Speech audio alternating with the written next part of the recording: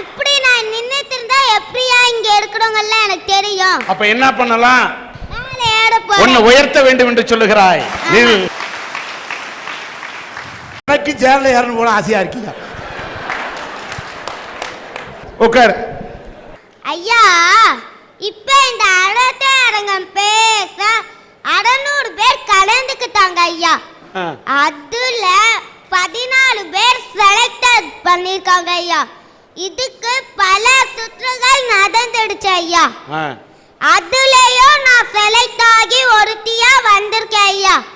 இதுவே ஒரு தடைகளை தகர்த்து ராக்கெட்டாய் உயர்ந்தது போல் இல்லையா ஐயா? ஐயா, அப்போ அத்தனை சுத்து நடந்தாலும் அத்தனை சுத்தியும் மீறி வந்திருக்கேன்னா சங்கு சக்கரம் தான் சுத்துன்னு கேள்விப்பட்டேன். இப்படி சக்க போடக்கூடிய நீயும் இப்படி சுத்துன்னு சுத்துனதுனால தானே தாயை தடை தாண்டி வந்திருக்கிற. பரவாயில்ல ஐயா. இந்த காலத்துல இருக்கிற பெற்றோர்களுக்கு குழந்தையே வளர்க்க தெரியல ஐயா. அந்த காலத்துல எல்லாம் அப்படி அழகா தாலாட்டு பாட்டு பாடுவாங்க. ஆனா இப்ப இருக்கிறவங்க சினிமா காசத்தை போட்டு விட்டு கண்ணை தரக்கணும் சாமி அப்படின்னு போட்டா பிள்ளைங்க தூங்குவாங்களா முழிச்சிருப்பாங்களா ஐயா? தூங்கிவாங்களா முடிச்சிருப்பாங்களா? முடிச்சுதான் எடுப்பாங்க ஐயா. அதே மாதிரி எங்க அம்மா எனக்கு மாத்திரை கோதா குதுக்க தெரியல ஐயா. அன்னைக்கு ஒரு நாள் எனக்கு ஒரு காய்ச்சல் அடிச்சிச்சு ஐயா. அப்ப எங்க அம்மா இந்த குட்டிமா மாத்திரை அப்படின்னு தந்தாங்க. எனக்கு மாத்திரையே வேண்டாம் அப்படின்னு சொல்லிட்டேன். எங்க அம்மா என்ன பண்ண அப்படின்னு யோசிச்சாங்க. அப்ப எங்க அண்ணி வந்தாங்க. எங்க அண்ணி கிட்ட எங்க அம்மா வந்து இவ மாத்திரையே சாப்பிட மாத்திராலடி என்ன பண்ண அப்படின்னு எங்க அம்மா எங்க அண்ணி கிட்ட கேட்டாங்க. அதுக்கு எங்க அண்ணி எங்க அம்மா காதுக்குள்ள கொச்சா முச்சா அப்படின்னு என்னமோ சொன்னாங்க. அது என்னது? கொச்சா முச்சா. ஆமா, அப்படி சொன்னாங்க. அது என்னன்னு எனக்கு தெரியல ஐயா. அப்புறம் எங்க அம்மா அன்னைக்கு குலோப் ஜாமுன் பண்ணி வச்சிருந்தாங்க. குலோப் ஜாமுன் பிச்சு அதுக்குள்ள மாத்திரைய வச்சு திரும்ப அதை மூடி என் கிட்ட தந்துட்டாங்க ஐயா. இந்த குட்டிமா குலோப் ஜாமுன் அப்படின்னு சொன்னாங்க. நான் வெளியே ஓடி போய் குலோப் ஜாமுனை சாப்பிட்டேன். அப்புறம் எங்க அம்மா சொன்னாங்க, ஏய் நீ குலோப் ஜாமுன் சாப்பிட்டியா அப்படின்னு எங்க அம்மா கேட்டாங்க. அதுக்கு நான் என்ன சொன்னேன்னா, அந்த குலோப் ஜாமுன் சாப்பிட்டேன், ஆனா அதுக்குள்ள இருக்கிற கொத்தை கசந்துச்சு, அதனால அதை தூக்கி வெளியே போயிட்டேன் அப்படின்னு எங்க அம்மா கிட்ட நான் சொன்னேன். அதுக்கு எங்க அம்மா சொன்னாங்க, அதானே உனக்கு தர வேண்டிய மாத்திரை அப்படின்னு எங்க அம்மா சொன்னாங்க ஐயா. இந்த வயசுல எப்படி நீ கொட்டை போட்டிருக்கன்னு இப்பதான் தெரியுது ஐயா. இந்த பெரும்பாலான மக்கள் தடைகளை தகர்த்து ராக்கெட்டா தான் உயர்ந்திருக்காங்க. வீட்டுக்கிட்ட இருக்கிறதோட அக்காவுக்கு திருமணம் ஆயிடுச்சு. அவங்க கணவன் அவங்கள ரொம்ப கொடுமைப்படுத்தினாங்க. அவங்களையும் வேலைக்கு போகுதல, அவங்களும் வேலைக்கு போல, கடைசி விவாகரத்தே முடிஞ்சிருச்சு. இப்ப அந்த அக்கா நிறைய பதிச்சு மாதம் 25,000 ரூபாய் சம்பளம் வாங்குறாங்க. தலை குனிந்து பதித்தால் தலை நிமிந்து வாழலாம். இது தடைகளை தகர்த்து ராக்கெட்டாய் உயர்ந்தது போல் இல்லையா ஐயா? இந்த குழந்தை இவ்வளவு அற்புதமாக பேசியது தடைகளை உடைத்தெறிந்து வாழ்க்கையிலே ராக்கெட்டாக உயர முடியும் என்ற அடிப்படையில் இந்த குழந்தை பேசியது. இந்த குழந்தை இந்த அளவுக்கு பேசும்போது இந்த குழந்தையுடைய கதைக்குள்ளே அவருடைய வாழ்க்கைக்குள்ளே ஒரு பெரிய சோகம் புகுந்திருக்கிறது. இந்த பெண்ணுடைய தாயார் அம்சா தேவி அவர்களை மேடைக்கு அழைக்கின்றேன்.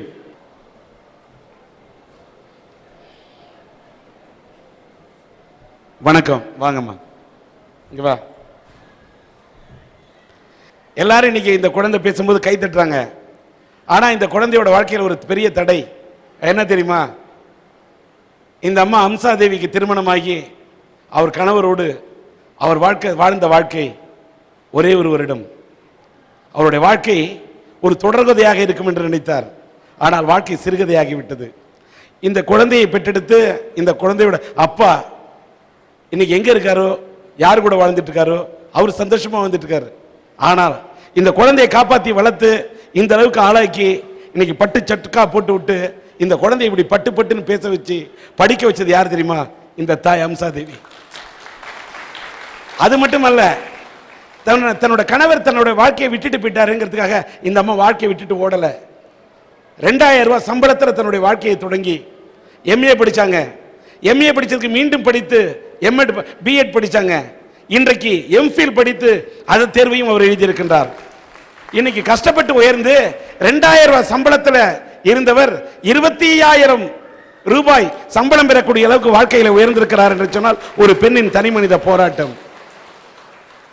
அந்த தன்னுடைய தாயின் அந்த தடைகளை உடைத்து தன் தாய் போராடிய போராட்டத்தை இந்த பிஞ்சு குழந்தை பார்த்த காரணத்தால் தான் இப்படி போடு போடு என்று இந்த பொண்ணு பேச முடிஞ்சது. இந்த குழந்தையால் எப்படி பேச முடியும் என்று யாராவது நினைத்தால் இந்த குழந்தை தன் தாய் வாழ்ந்த வாழ்க்கையை பார்த்திருக்கிறது. அதனால இந்த குழந்தை பேச்சு.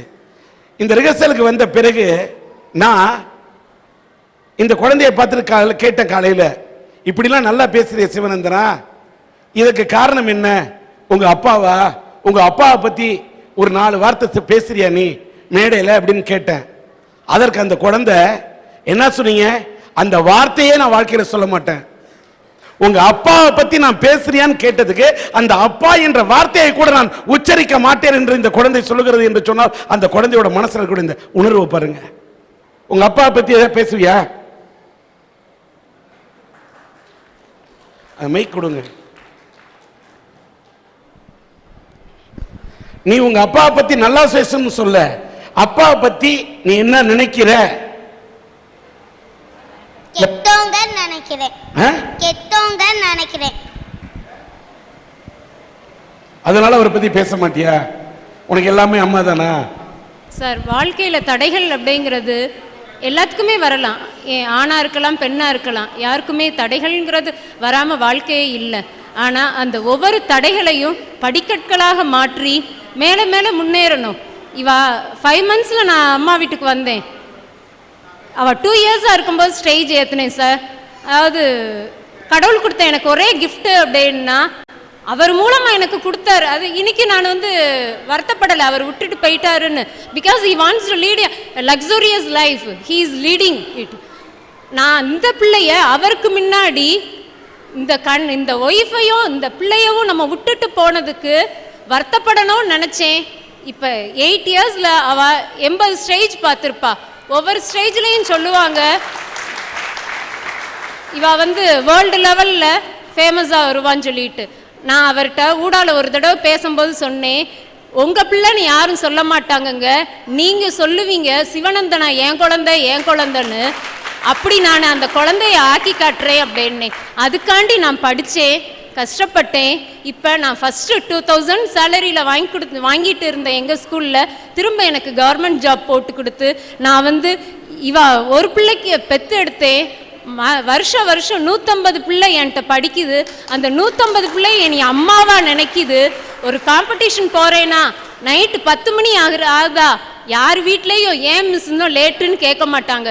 ஏன்னா ஹம்சா கூட அனுப்பியிருக்கோம், அந்த பிள்ளை பத்திரமா இருக்கோம்பாங்க. அந்த அளவுக்கு கடவுள் என்னைய உயர்த்தி காட்டியிருக்காரு, இன்னும் உயர்த்துவார். என் பிள்ளைன்னு கதறணும். அன்னைக்கு அந்த பிள்ளை என்ன முடிவு எடுக்குதோ அது. ஆனா இவ உயரணும், அதுதான் கடவுள் எனக்கு கொடுக்கிற பெரிய கிஃப்ட். நன்றி. இப்படி இந்த அம்மா பேசும்போது ஒரு அழகா ஒரு கருத்தை சொன்னாங்க. அவங்களுடைய கணவன் அந்த குழந்தையை விட்டுட்டு போனது ஒரு ஸ்டேஜ். ஆனா அந்த ஸ்டேஜை நினைச்சு இந்த அம்மா மனசு உடைஞ்சிருந்தாக்கா இந்த குழந்தை இத்தனை ஸ்டேஜ் ஏறி இருக்கவே முடியாது. அந்த ஸ்டேஜை மறந்துட்டு ஒரு பெண் போராட முடியும் என்று தடைக்கற்களை உடைத்துக் கொண்டு படிக்கற்களாக வந்த காரணத்தால் தான் இவரும் உயர்ந்திருக்கிறார், அந்த குழந்தையும் உயர்ந்து நிற்கிறது. இந்த பெண்ணின் அந்த வைராக்கிய குணத்தை பாராட்டுகிறேன். வாழ்க வளர்க. இறைவன் ஒன்று உங்களை மீண்டும் மீண்டும் ஆசீர்வதிப்பார்.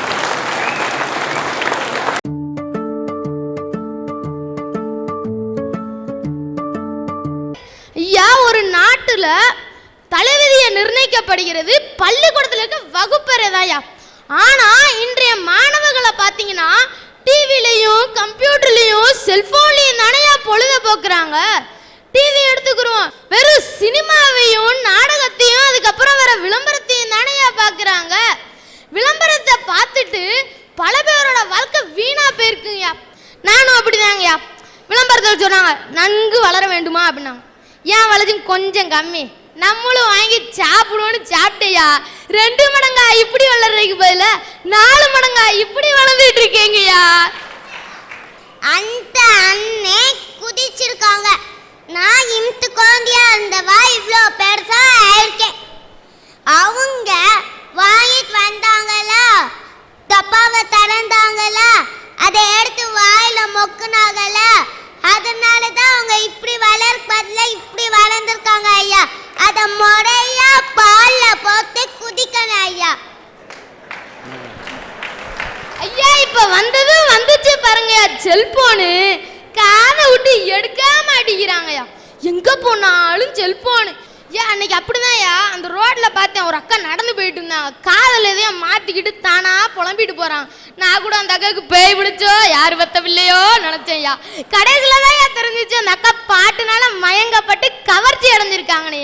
ஆகவே இன்றைய பெரும்பாலான மக்கள் மத்தாப்பு கவர்ச்சியில தான் மயங்கி கிடக்காங்க. ஐயா, வடலூர்ல உள்ள லாமலிங்க சாமி நம்மளுக்கு எல்லாத்துக்கும் தெரியும். அவரை வள்ளலார் வள்ளலார்னு சொல்லுவாங்க. அந்த வள்ளலார் ஒரு நாளைக்கு விருந்துக்கு போறாருங்கய்யா. அந்த விருந்துக்கு போகும்போது எளிமையான ஆடை அணிஞ்சிட்டு போறாரு. ஆனா அங்க உள்ள காவல்காரோ இங்க ஏழைங்களுக்கெல்லாம் விருந்து கிடையாது, பகட்டான வாழ்க்கை வாழ்றவங்களுக்கு தான் விருந்துன்னு சொல்லி அனுப்பிச்சாருங்கய்யா. உடனே போய் அந்த வள்ளலார் வீட்டில் உள்ள பளபளன்னு உள்ள ஜிப்பாவையும் பட்டு வேஷ்டியும் செயினையும் மோதிரத்தையும் போட்டு வந்தாருங்கய்யா. அப்ப காவலாளி சொன்னாரு, வாங்க சார் வாங்க சார் வாங்க சார்னு சொன்னாருங்கய்யா. விருந்துல போய் உட்கார்றாருங்கய்யா. விருந்தும் பரிமாறுறாங்க. உடனே வள்ளலார் என்ன செய்யறாருன்னா, அவர் அணிந்திருந்த ஆடைகளையும் செயினையும் நகைகளையும் கலட்டி வச்சுட்டு ஒரு இடுப்புல துண்டை கட்டிட்டு எந்திரிச்சு நின்றாருங்கய்யா. அங்க பார்த்துட்டு இருந்த ராஜா, உங்களை மாதிரி ஏழைங்க வந்து இந்த இடத்துல சாப்பிட்டாதான் எங்களுக்கு புண்ணியம்னு சொன்னாருங்கய்யா. அதுக்கு வள்ளலார் என்ன தெரியுமாயா சொன்னாரு, எனக்கு இந்த ஏழைக்காண்டி நீங்க உணவளிக்கல, அந்த பகட்டான ஆடைக்கும் மோதிரத்துக்கும் செயினுக்கும் தானே உணவளிச்சிங்க, அந்த ருசியான உணவை அந்த இதே சாப்பிட்டு போட்டுன்னு சொன்னாருங்கய்யா. அப்பதான்யா ராஜா உணர்ந்தாரு, கவர்ச்சினால மயங்க கூடாதுன்னுயா. கவர்ச்சி இல்லா வாழ்க்கையை கற்றுக்கொள், கவலை உனக்கில்லை ஒற்றுக்கொள், நீ நாளைய பாரதத்தின் நம்பிக்கை.